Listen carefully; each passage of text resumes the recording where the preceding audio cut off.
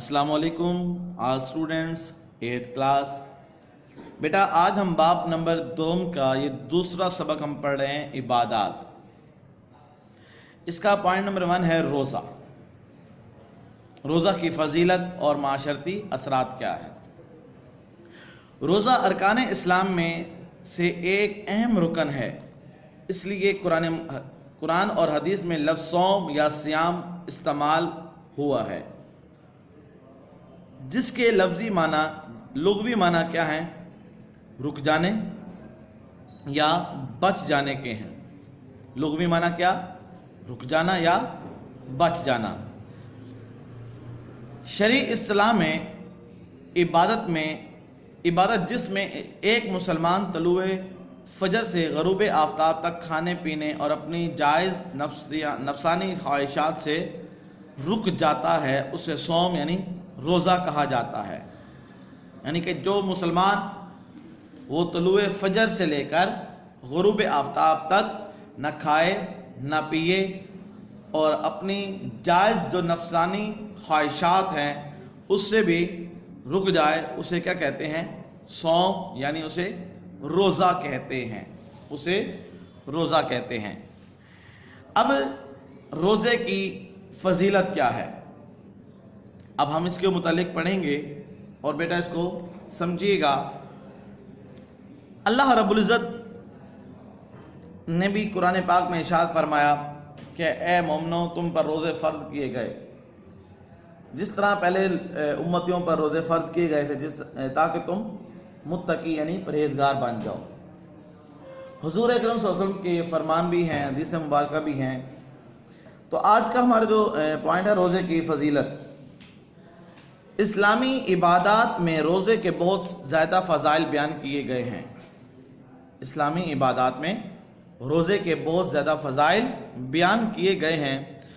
रसूल अकरम सल्लल्लाहु अलैहि वसल्लम का फरमान है, इज़ा दाखला रमज़ान व फुतिहत अबवाबुल जन्नह व गुल्लिक़त अबवाबु जहन्नम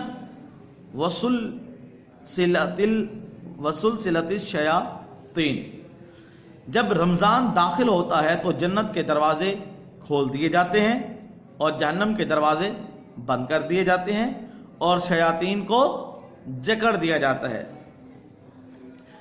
रमज़ानुल मुबारक बेटा जब जैसे ही उसकी रमज़ान मुबारक की पहली का चाँद जब नज़र आता है मगरिब के बाद, उस टाइम क्या होता है कि अल्लाह रब्बुल इज़्ज़त हुक्म फरमाता है कि फरिश्तों जन्नत के दरवाज़े खोल दो और जहन्नम के दरवाज़े बंद कर दो। शयातीन को वो क्या है, अब तुमने जकड़ लेना है। ये पूरा रमज़ान शरीफ यूं ही होता है, जैसे रमज़ान शरीफ का चाँद का महीना ख़त्म हुआ और शव्वाल का चाँद नज़र आया, ये उससे पहले तक है। शव्वाल के चाँद नज़र आने के पहले तक है। वो रमज़ान 29 दिन का हो या 30 दिन का हो, ये उस वक्त होता है। अब उसके बाद अब आगे देखिएगा, रमज़ानुल मुबारक की सबसे बड़ी फजीलत यह है कि अल्लाह ताला रोज़ेदार के बेहिसाब अजर व सवाब अता करता है। इरशाद नबवी है, इब्ने आदम जो नेक अमल करता है उसका अजर अल्लाह ताला के यहाँ 10 गुना से लेकर 700 गुना तक हो जाता है। अल्लाह ताला फरमाता है, सिवाय रोज़े के, क्योंकि वो मेरे लिए है और मैं ही इसका अजर सवाब दूंगा। क्योंकि बेटा जब हम रोज़ा रखते हैं ना, आज हम कोई नेकी करें, ठीक है ना, जैसे मिसाल के तौर पर नमाज पढ़ते हैं, कोई हमें देख लेता है तो ये समझ जाता है कि अच्छा ये नमाज पढ़ रहा है। अगर किसी ने ज़कात देनी है तो वो दूसरे को भी पता लग जाता है यार ज़कात दे रहा है। कोई सदका देना हो तो वो भी पता लगता है सदका दे रहा है। तो ये रोज़ा ऐसी है कि आपने रोज़ा रख लिया, अब किसी को नहीं पता लगेगा कि इसका रोज़ा है भी सही या नहीं है। अब किसको मालूम होगा? अब या उस बंदे को पता है या उसके खुदा को पता है। अब वो छुप कर अगर कोई पानी पी ले और फिर सबके सामने आ जाए, वो दूसरे ये समझे कि नहीं है इसका तो आज रोज़ा है, भले वो पानी क्यों ना पी के आ जाए, भले वो खाना खा के क्यों ना आ जाए। अब क्या है, दूसरों को नहीं पता।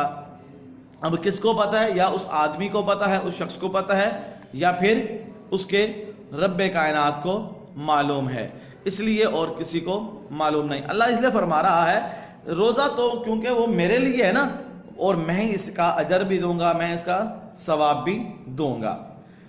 کسی روزہ دار کو افطار کرانا بھی بے حد اجر و ثواب کا باعث ہے، یعنی کسی کو روزہ کھلوانا یہ کیا ہے، بہت زیادہ وہ کیا ہے، اجر و ثواب ہے۔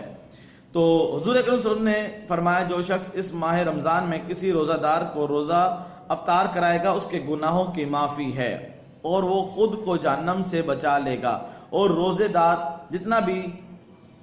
جتنا ہی ثواب ملے گا، جبکہ اس روزہ دار کے اپنے ثواب میں کوئی کمی واقع نہیں ہوگی۔ روزہ اور دوسری عبادات میں ایک خاص فرق یہ ہے کہ نماز، زکوٰۃ، حج کی ادائیگی لوگوں سے چھپ کر نہیں کی جا سکتی، لیکن روزہ ایسی بات ہے جس میں روزہ دار اور اللہ تعالیٰ کے سوا کسی کو معلوم نہیں ہوتا۔ روزہ دار چاہے تو وہ چھپ کر کھا پی سکتا ہے، مگر وہ صبر سے کام لیتا ہے کیونکہ اسے اللہ تعالیٰ سے اجر کی امید ہوتی ہے۔ وہی جو ابھی میں نے آپ کو پہلے بتایا، اب روزہ دار اگر وہ کوئی شخص بھی وہ کیا ہے، وہ کسی دوسرے کو روزہ اس کا افطار کرائے گا تو اللہ رب العزت کیا کرے گا، اس کے گناہوں کو معاف کر دے گا اور خود کو جہنم سے بھی بچا لے گا۔ اور روزے دار جتنا ہی ثواب ملے گا، یعنی کہ اگر اس نے مثال کے طور پر روزہ نہیں رکھا اور اس نے کسی کو روزہ کھلوا دیا، اسے بھی اتنا ہی ثواب ملے گا جتنا روزے دار کو ثواب ملے گا، جبکہ روزہ دار کے اپنا جو ثواب ہوگا نا اس کے اندر کمی نہیں ہوگی۔ اور خاص جو فرق ہے دوسری عبادات اور روزے کے اندر وہ یہی جو بھی میں نے آپ کو پہلے بتایا کہ نماز، روزہ، حج، زکوٰۃ، حج ادائیگی اور اس کے علاوہ اور باقی جو عبادات ہیں وہ اگر ہم کریں گے تو چھپ کے نہیں ہو سکتی، یعنی کہ وہ لوگوں کو پتہ لگ جائے گی، ٹھیک ہے۔ اور روزہ ایسی عبادت ہے کہ جو انسان خود کھا پی بھی لے اور کیا ہے وہ دوسروں کو تو معلوم نہیں ہوتا بلکہ اس کو اور اللہ کو معلوم ہوتا ہے، اس لیے روزہ وہ صرف اور صرف اللہ کے لیے ہے اور کسی کے لیے نہیں۔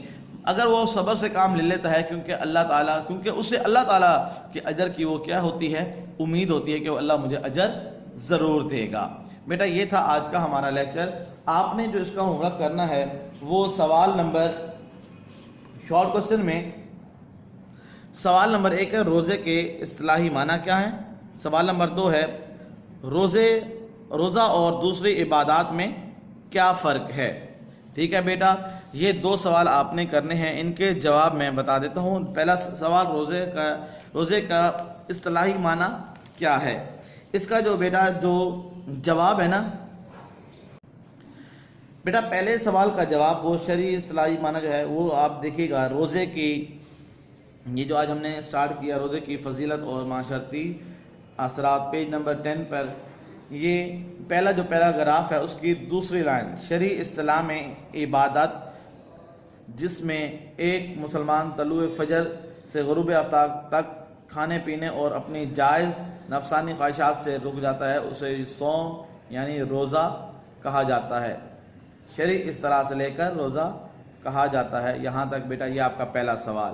اسی کے نیچے آ جائیں، روزے کی فضیلت جو ہم نے پڑھا یہ پیج نمبر 10 پر ہی، یہ جو اس کا روزے کی فضیلت کا آخری پیراگراف ہے، یعنی پیج نمبر 10 کا سیکنڈ لاسٹ پیراگراف، اس کی تیسری لائن، روزہ اور دوسری عبادت میں ایک خاص فرق یہ ہے، یہاں سے لے کر روزہ اور دوسری عبادت میں ایک خاص فرق یہ ہے یہاں سے لے کر اس کی سیکنڈ لاسٹ لائن کے سوا کسی کو کچھ معلوم نہیں ہوتا، ٹھیک ہے بیٹا، یہ یہاں تک کسی کو معلوم نہیں ہوتا، یہاں تک روزہ اور دوسری عبادت سے لے کر اس کے پیراگراف کی سیکنڈ لاسٹ لائن کسی کو کچھ معلوم نہیں ہوتا، یہ یہاں تک بیٹا آپ کا کوسچن نمبر 2 ہے۔ بیٹا یہ 2 سوال آپ نے لکھنے بھی ہیں اور اچھی طریقے سے یاد بھی کرنے ہیں۔ یہ تھا ہمارا آج کا لیکچر۔ نیکسٹ لیکچر تک کے لیے آپ سب سے اللہ حافظ، السلام علیکم ورحمۃ اللہ وبرکاتہ۔